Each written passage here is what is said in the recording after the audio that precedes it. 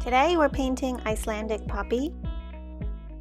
If you like, pull up the Pinterest image. It's linked below in the description. It's easier to paint when you have a reference that you can look at.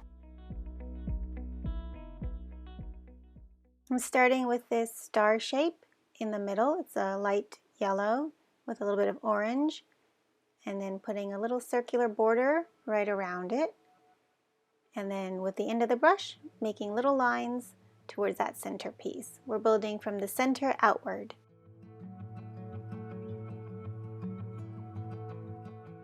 And then with the more yellow, you can make that outer border a little bit stronger.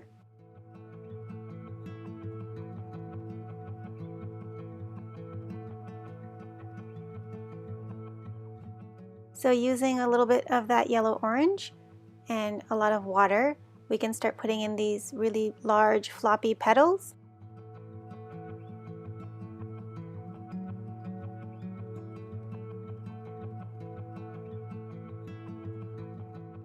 They're going to start off really translucent, and then while they're wet, we can drop in some more saturation and color.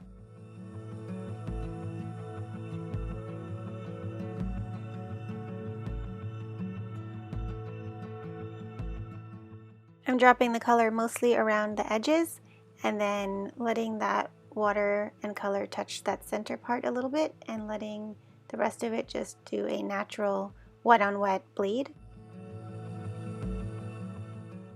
I'm also using the brush to pick up any extra color. I want to keep the center of the petals really light and airy.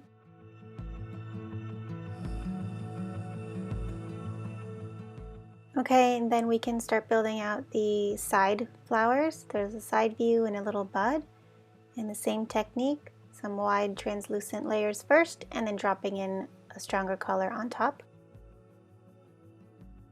Then I'm using green to put in some thin stems.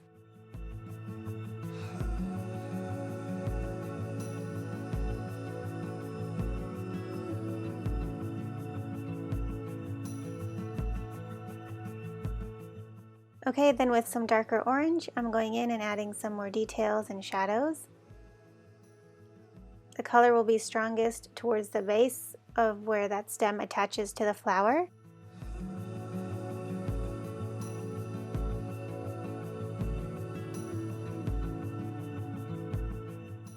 So when you look at that reference image on the Pinterest board, you can see there's these texture lines. It almost looks like a papery, thin petal. So I'm trying to recreate that with the thin lines and the delicate marks.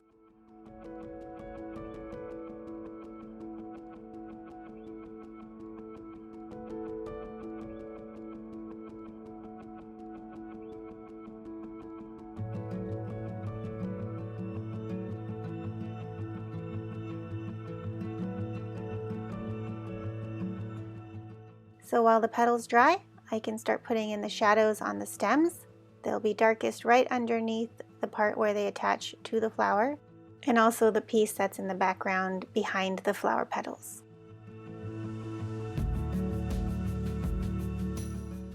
Then using a clean brush that's just damp and rinsed, I'm going to blend out those edges and soften them. Drop in as much color as you like. When you add in a little bit of a complementary color into the green, it makes a nicer shadow. So like a purple or a red touch into your green will make a nice shadow color.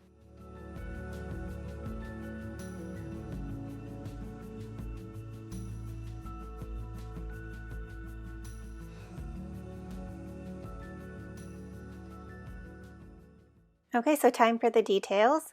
This is where we can pull this all together. I'm dropping in a darker color. It's sort of a dark reddish color with a little touch of black in there in the center.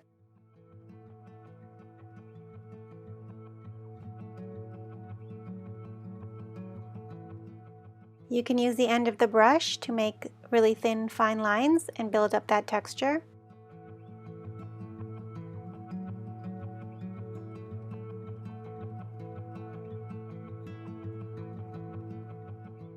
And then moving outward, keep adding as many lines and details as you like.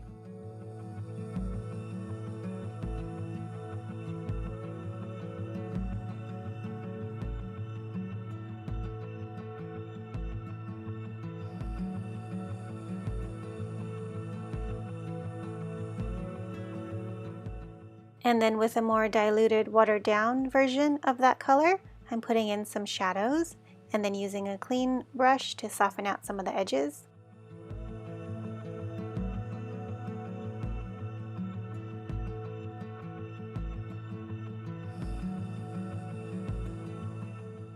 Then you can also put shadows into the side flowers.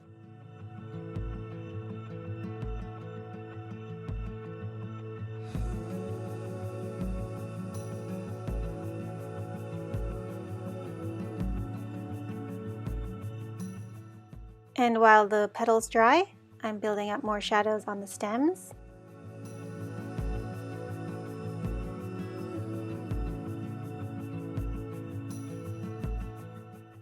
And then as a final touch, I'm just going through and adding a little bit more orange and yellow just to pump up a little bit of that color and make it a little bit more vibrant and bright.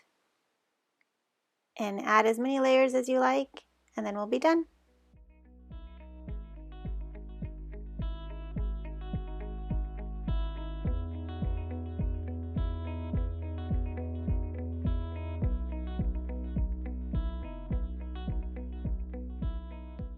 Thank you so much for joining me today. I hope you had a ton of fun painting.